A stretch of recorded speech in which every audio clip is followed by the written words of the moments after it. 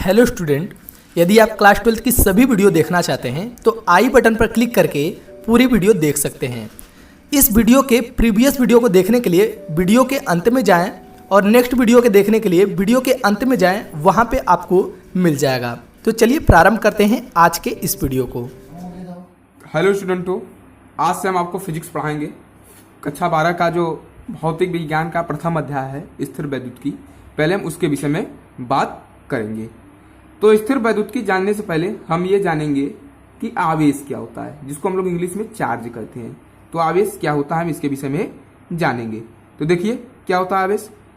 इलेक्ट्रॉनों के प्रवाह की दर को आवेश कहते हैं। तो जो इलेक्ट्रॉन है उनके प्रवाह माने बहने, कितने समय में बह रहे हैं, कितना बह रहे हैं, उसी की जो दर है वह कहलाती है आवेश।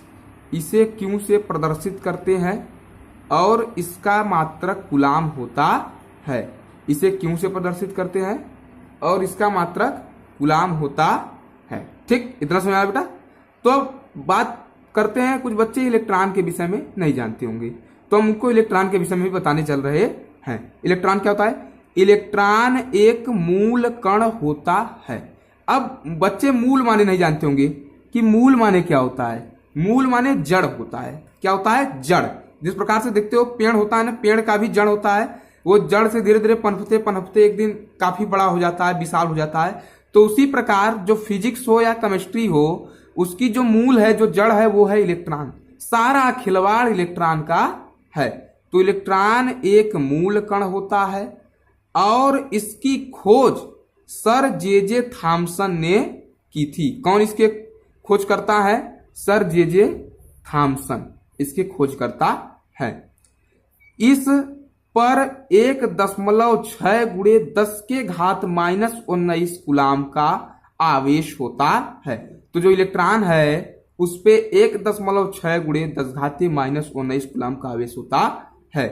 इसे स्मॉल ई से दिखाते हैं। इसे किससे दिखाते हैं? स्मॉल ई से दिखाते हैं। अगर बच्चों आपको नहीं याद हो रहा है मूल कणों के खोजकर्ता का नाम या मूल कण, तो हम उसका एक ट्रिक बताते हैं। जैसे है ईटा पर नाच, इसका एक फार्मूला है ईटा पर नाच। ये क्या होता है? ई माने इलेक्ट्रॉन,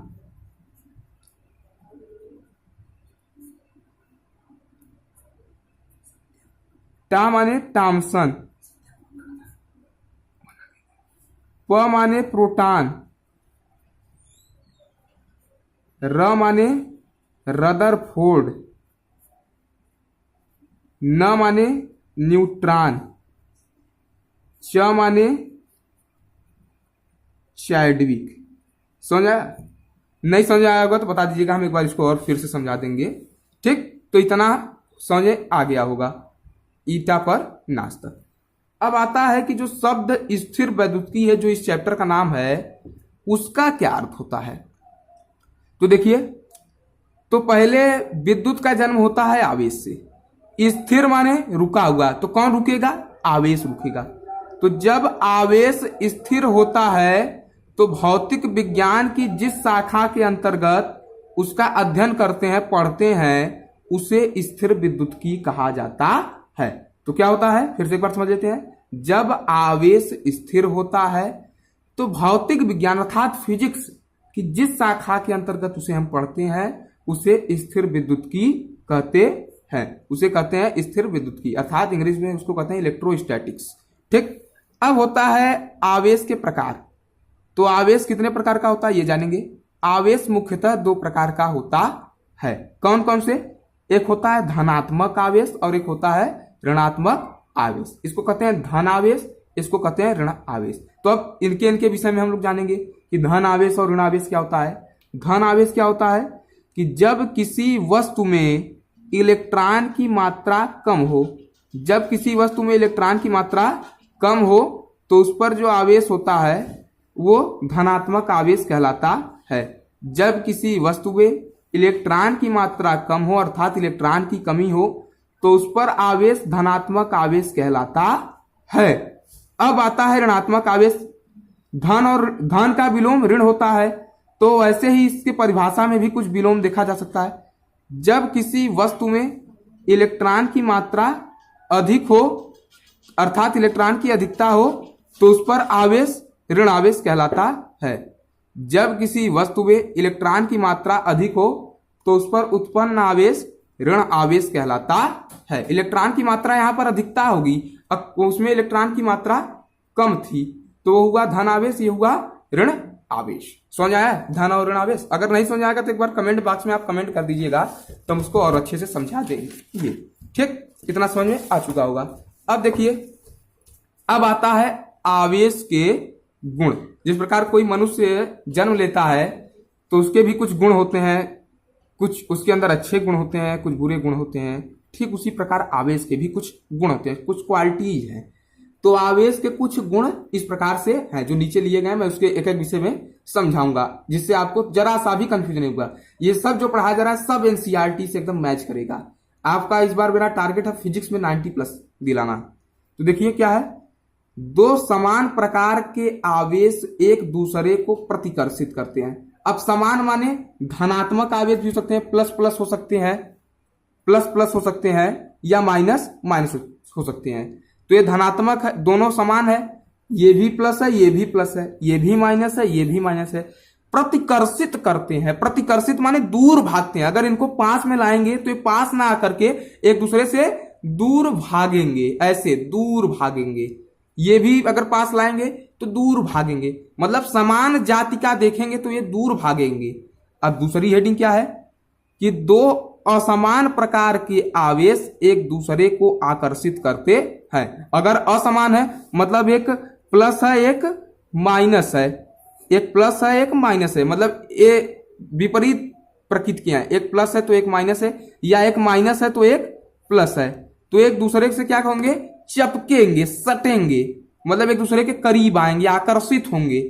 प्लस माइनस के पास आएगा और माइनस प्लस के पास जाएगा। अर्थात जब दो असमान प्रकार के आवेश रहेंगे तो एक दूसरे को आकर्षित करेंगे। ये दो नियम हो गया।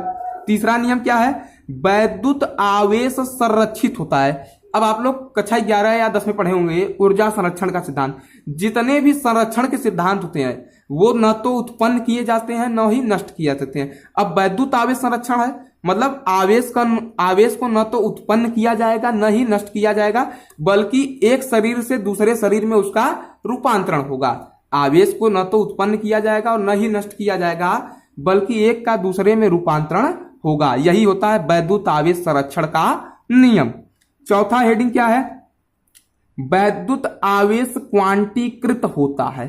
क्वांटीकृत शब्द आप लोगों को awkward लग रहा होगा, समझ नहीं आ रहा होगा, मैं वो भी बताऊंगा। देखिए, जो वैद्युत आवेश का प्रवाह है वो हमेशा पूर्ण संख्याओं के लिए भी होता है। अगर इलेक्ट्रॉन की संख्या पूर्ण है, मान लीजिए n बराबर 1 है, n बराबर 2 है, तभी उसमें आवेश दौड़ेगा। अगर n बराबर 1.2 है, ये पूर्ण है, ये तो भिन्न है या दशमलव में है, तो इसमें आवेश नहीं दौड़ेगा। तो जो इलेक्ट्रॉन का प्रवाह होता है वो हमेशा पूर्ण गुणज संख्याओं के लिए होता है। यह कहलाता आवेश का क्वांटीकरण सिद्धांत। समझ आया? अब पांचवा है, किसी वस्तु पर जो आवेश की मात्रा है वस्तु के वेग पर निर्भर नहीं करती है। वेग माने समझते हैं विस्थापन बटे समयांतराल बराबर वेग। कक्षा 11 में पढ़े होंगे, अब उसमें हम ज्यादा नहीं जाएंगे, आपको टॉपिक की बात करेंगे। तो जो वस्तु पर आवेश की जो मात्रा है वो वेग पर निर्भर नहीं करती है। वेग चाहे जितना भी हो, वेग से कोई मतलब नहीं है आवेश से। तो वेग जो है आवेश को प्रभावित नहीं करता, अर्थात आवेश वेग पर निर्भर नहीं करता। ये सब आपको की पॉइंट है, ध्यान रखने वाली चीजें हैं, परीक्षा में बहुविकल्पी में पूछ सकता है। छठा, जब आवेश स्थिर होता है तो केवल विद्युत क्षेत्र उत्पन्न होता है। देखिए, जो विद्युत क्षेत्र है, चुंबकीय क्षेत्र है, ये आगे आएंगे टॉपिक में, उसमें बात किया जाएगा। फिलहाल ये देख लीजिए कि जब आवेश रुका रहेगा तो केवल विद्युत क्षेत्र ही उत्पन्न करेगा अपने चारों तरफ। और जब आवेश, 7वां पॉइंट है, जब आवेश गति करता है किसी निश्चित वेग से तो वैद्युत क्षेत्र तो उत्पन्न करता ही करता है, साथ ही साथ चुंबकीय क्षेत्र भी उत्पन्न करता है। जब स्थिर रहता है आवेश तो केवल वैद्युत क्षेत्र उत्पन्न करता है, लेकिन जब गति करता है तो क्या करता है, वैद्युत क्षेत्र तो उत्पन्न करता ही करता है, साथ ही साथ चुंबकीय क्षेत्र भी उत्पन्न करता है। जब गति करेगा तभी करेगा, रुका रहेगा स्थिर रहेगा तो केवल विद्युत क्षेत्र, जब गति करेगा तो विद्युत क्षेत्र के साथ ही साथ चुंबकीय क्षेत्र भी उत्पन्न करेगा। 8वां देखिए इसका गुण, जब आवेश किसी निश्चित त्वरण से, अब देखिए वेग और त्वरण में अंतर हो गया, वेग परिवर्तन को त्वरण कहते हैं और विस्थापन परिवर्तन को वेग कहते हैं। तो वहां पर जब निश्चित वेग से गति करेगा तब तो वैद्युत क्षेत्र और चुंबकीय क्षेत्र उत्पन्न करेगा, लेकिन जब निश्चित त्वरण से गति करता है तो वैद्युत क्षेत्र तो उत्पन्न करेगा ही करेगा, चुंबकीय क्षेत्र भी उत्पन्न करेगा, साथ ही साथ अपने अंदर से कुछ ऊर्जा भी बाहर निकालेगा। तो उस समय जो कण है वो अपने अंदर से वैद्युत क्षेत्र चुंबकीय क्षेत्र के साथ साथ कुछ ऊर्जा भी बाहर की तरफ उत्सर्जित करेगा, अर्थात निकालेगा। बस वीडियो ज्यादा लंबा ना हो पाए, आज के वीडियो में बस हम इतना ही बात करेंगे और नेक्स्ट वीडियो में हम किसी भी शरीर को आवेशित करने की विधि को समझे